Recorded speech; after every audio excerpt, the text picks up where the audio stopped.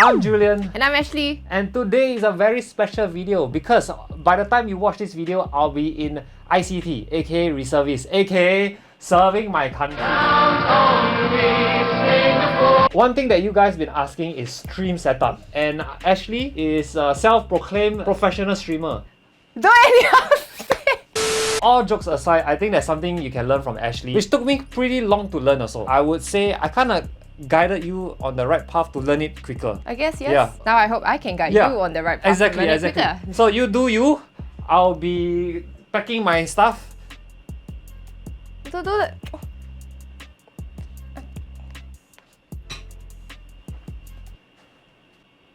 I guess we better get started then.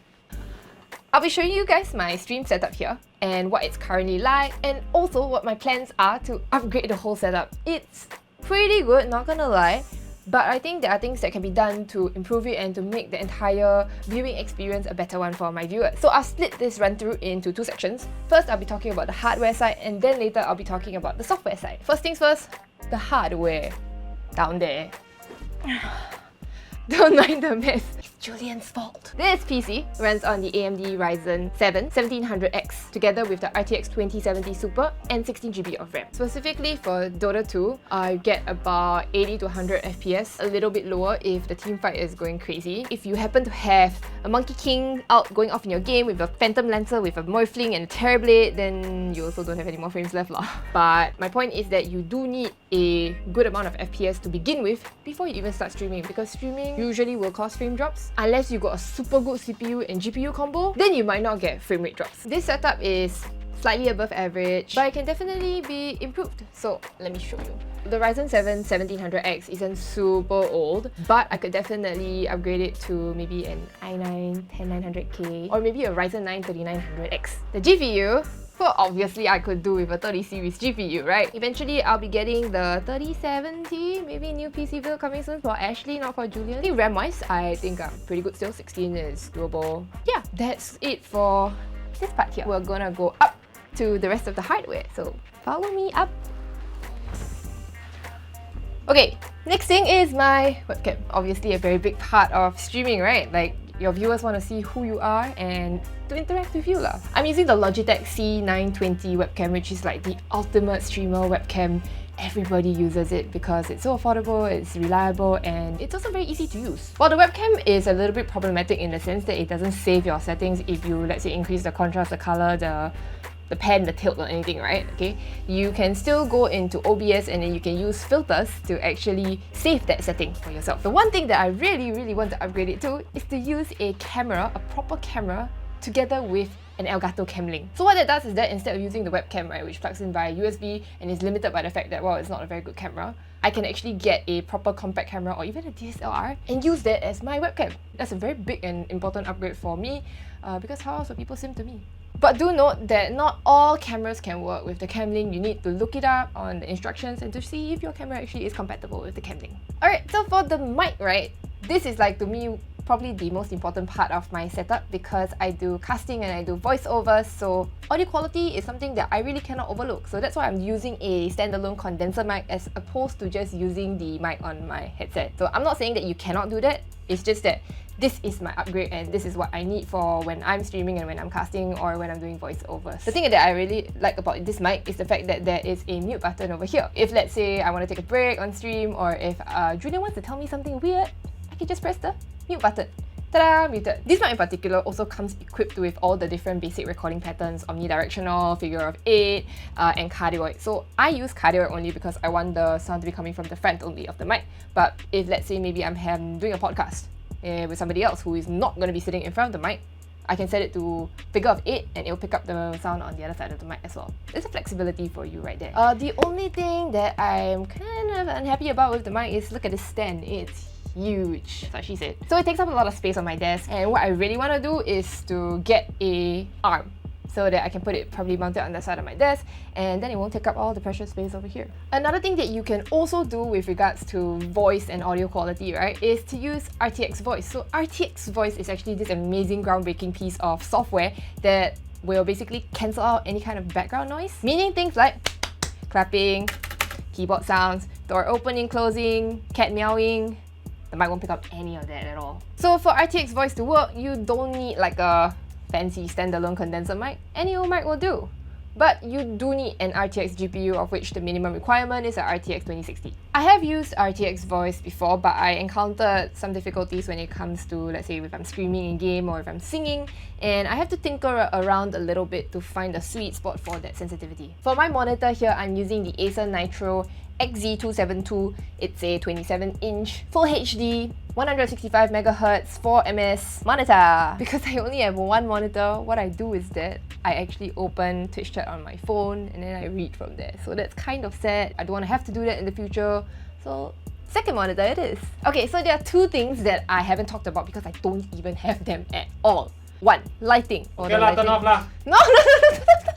But you see, you notice from the back here, where I'm normally facing, right? I don't have a light coming from here. So what happens is that I have to depend on the ceiling light, or I have to depend on natural light, or even the monitor to light my face, which is not the most ideal because that means the lighting is not consistent. What I would really want to get would be the Elgato key light.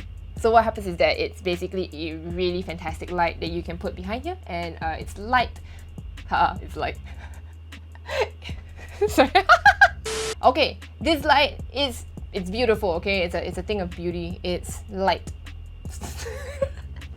Christ. I'm sorry, It's not that funny. It's very funny. It's super convenient. You just clip it like to, you know, the back down there and the back of your monitor or something like that, and then it just lights up everything beautifully with like perfect lighting. And the next thing that I really want is a Stream Deck. Okay, so the Stream Deck is a nifty little piece of equipment that allows you to map any shortcut, any action onto the little buttons. I scoffed at the Stream Deck and I questioned. I was like, are you serious? Can it really make my stream that much better? The answer is yes. And I really do want a Stream Deck right now. It's also by Elgato. I'm not sponsored by them, but I really do like their products a lot.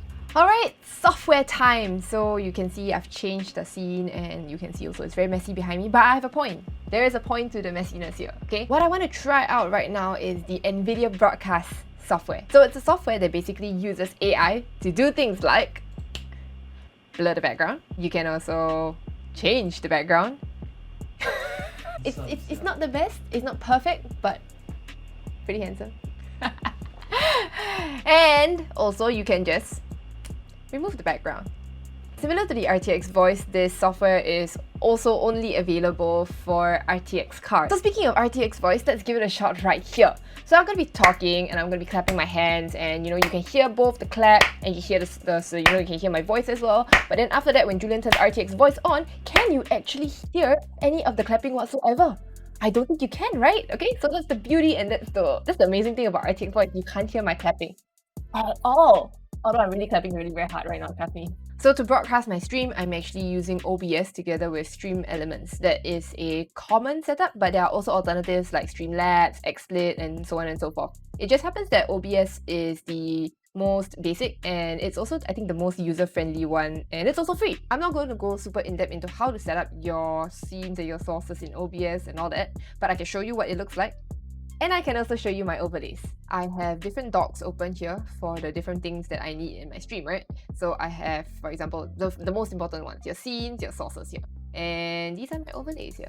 Overlays are basically frames for your stream. In the overlays themselves, you will also get notifications for your followers, for your subscribers, for any donations that might come in, bits, and etc, etc. In the past, I used to use a theme from Stream Elements itself. They have a gallery and you can go there to get themes and all that kind of thing. Then I found out that there are animated overlays and I really like animated overlays. So what I did was that I purchased a pack from Visuals by Impulse. Buying overlays or even creating your own if you're savvy enough is an easy way to upgrade your stream and to make it look more aesthetically pleasing. I bought because I'm not smart enough, and all I had to do was just to arrange all the different elements in the editor itself, put it as a browser source in my OBS, and then done. These are my overlays. Just a word of caution, animated overlays will put additional stress on your stream, and if you don't have enough frames to begin with, I think you should consider getting a static overlay instead.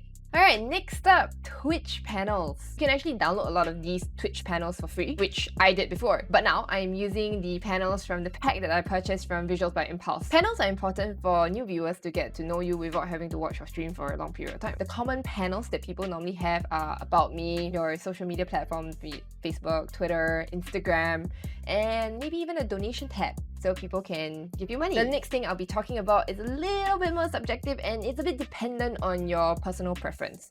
So what I'm talking about here is Twitch emotes. Some people like them, some people don't. But if you decide to have them on your stream, I think it really completes your entire viewing experience. I will classify the emotes into two broad categories: global emotes and your own personal channel emotes. So for global emotes, you have some that are provided by Twitch already, but beyond that, you can actually get more. You can go to Better TV and Frankerface, these are plugins basically, and you can get more emotes from these plugins. These two plugins will allow your viewers to use more than just the Twitch provided emotes. And I think it makes the viewing experience way more fun. The other kind of emotes that I was talking about are your channel emotes. These emotes are unique to your stream and they are usually directly related to the streamer and or maybe a caricature of the streamer. I currently have two emotes drawn by Shazinga, and I'm gonna be uploading one of them right now. So you have to upload your emote and wait for Twitch to approve it first. So upload it according to the specifications, and then your viewers who become subscribers will be able to use the cute emote. Sometimes the emotes can also be an incentive for people to subscribe to you